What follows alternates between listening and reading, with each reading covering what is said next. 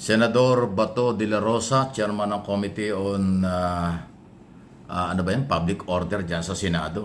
Lalong nasira, lalong nagalit ang tao sa kanya tungkol doon sa huling hearing sa issue ng Kibuloy. Kasi nag-imbestiga siya doon sa sinasabing sobra daw yung ginawang operation. Meron ba talagang pang-aabuso ang pulis sa pagpapatupad ng warrant of arrest na merong court order? Yan po yung issue.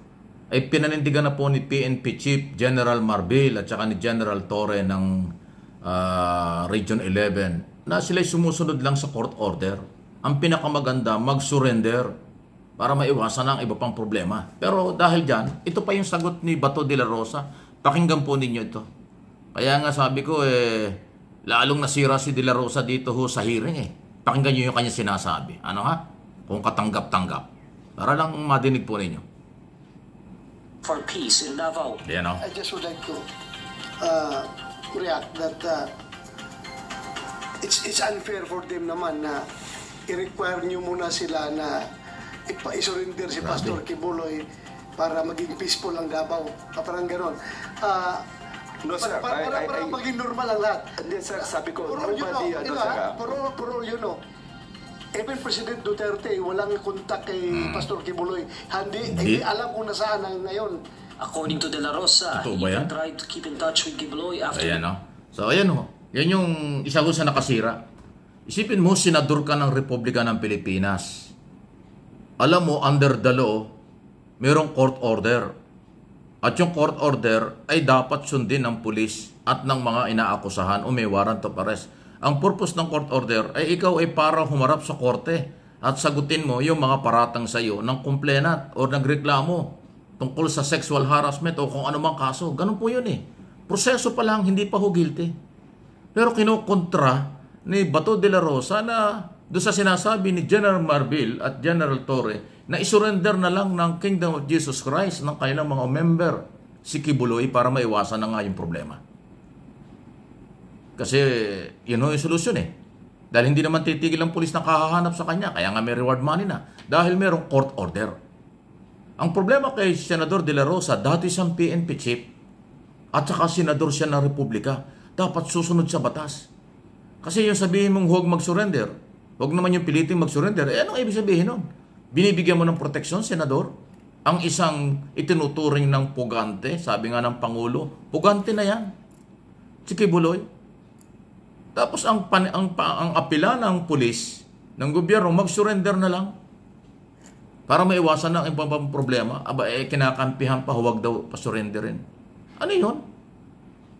Statement ba yan ng isang senador? Statement ba yan ng isang dating PNP chief? Di ba dapat follow the order? Anong order? Arrestuhin si Kibuloy dahil mayroong order coming from the court.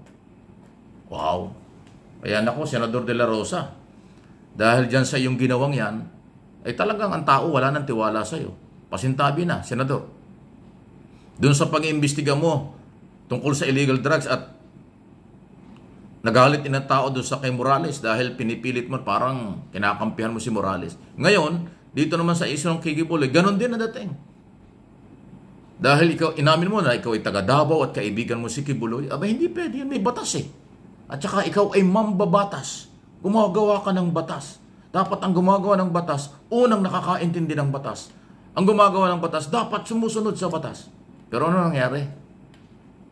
Ay ang panawagan ng pulis mag-surrender at tapos kinukontra mo. Huwag daw pilitin yung mga tao na i-surrender. Bakit? Anong gusto mo?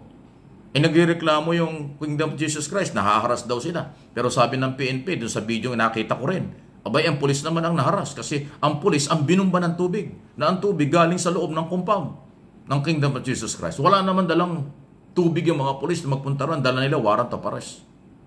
Kinu-question yung mga armado. Natural, pulis yan eh. Pag ang pulis walang armas, hindi yan pulis. Normal lang kahit sa buong mundo, sa lahat ng law enforcement agency na magpapatupad ng warrant of arrest, normal lang na may dalang armas. Kapag may operation, sa Amerika nga eh, may chopper pa eh.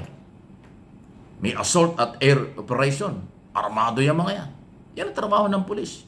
Hindi pa pwede ang pulis magpatupad ng warrant of arrest. Ang dala niya papel at ballpen lang. Ano yun? Lalo pa, sabi nga na ni General Marbil, ang statement ni Kibuloy, hindi siya magpapahuli ng buhay. Di ba yun ang sinabi niya sa isang audio video na lumabas noon pa? Pag gaganyan ang sinasabi ni magpapahuli ng buhay, ano ibig sabihin? No, manlalaban siya? Abay natural, yung pulis maghahanda. Hindi pupunta ang pulis na dala papel lang. Dahil yung kanilang hinahanap na tinuturing na pugante ay hindi daw magpapahuli ng buhay. So, ang pinakamaganda dyan, para magkaroon ng kapayapaan dyan sa Kingdom of Jesus Christ, isurrender nyo, then dumaan sa tamang proseso ng paglilitis. Ang problema, hindi kayo naniniwala. Sinabi pa doon sa hearing, hindi totoo yung akusasyon. Hindi sa hearing sinasabi yun. Doon yung panindigan sa korte. Yung sinasabi nyo, walang kinalaman si Kibuloy, o inosente si Kibuloy, sa korte nyo ilaban yun. Yun ang trabaho ng abogado. Yung abogado nyo magtrabaho para i-depensa si Kibuloy sa korte dahil yun ang tamang forum. Nandun na sa korte. Hindi, kahit ulit-ulitin pa nyo sabihin sa mga rally, press conference nyo, o kaya dyan po sa Senado o sa anumang hearing na inosente si Kibuloy, wala yun, baliwala yun. Ang korte ang magsasabi, inosente o guilty ang akusado after trial. Kaya yung mga abogado ni Kibuloy dapat mag-double time. Sila yung magtrabaho. Di ba? Para sa ganon, ay mailaban nila yung kaso. Sinasabi yung gawa-gawa lang, ganito, harassment lang, naku. Lumalabas doon sa mga video, kayong nang haras, hindi yung pulis. Pag ang pulis, lagi nilang sasabihin ng haras na pag-issue ng warat, anong klase?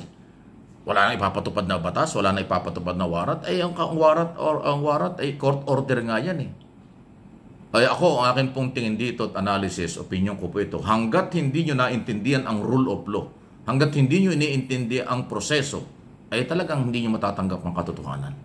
Mananatiling kukontra kayo kasi hindi nyo alam ang proseso. Isipin nyo kung sa inyo nung mangyari yan. Kayo yung biktima. Di ba? Dapat bigyan din nyo ng consideration yung biktima. Halimbawa yung biktima, totoo man o hindi yung kanyang akusasyon, pero meron siyang karapatan dahil biktima. Sabi niya, biktima siya. At kung kayo ang ganon, matatanggap nyo na kapag ina-aresto yung inakusahan nyo, ayos sumurrender at sasabihin nyo, illegal ang ginagawa, harassment ang ginagawa. Ganon po, i-reverse nyo para maramdaman nyo. Hindi yung ang feeling nyo, inosente kayo from day one hanggang sa huli, pero sa pantaha lang yon, paniniwala lang yon. Nasa korte po ang kaso, doon ang labanan. Hindi sa social media. Kaya nga walang media pumapatol sa inyo Kaya nga wala nang lehitimong media na tumatalakay sa isyong ito Tungkol sa ang paniniwala ng maraming media totoo na lehitimo ay talagang sumunod sa batas. Magpahuli o sumurrender. Yun lang. Kasi hindi po madidismiss ang kaso sa katatago ng katatago.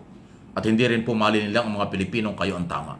Ang tama ay yung nagpapatupad ng batas. Kung ayaw nyo sumunod sa batas o hindi kayo naniwala sa batas, ay may problema talaga kayo. Ay wala tayong magagawa kung ayaw nyo sumunod.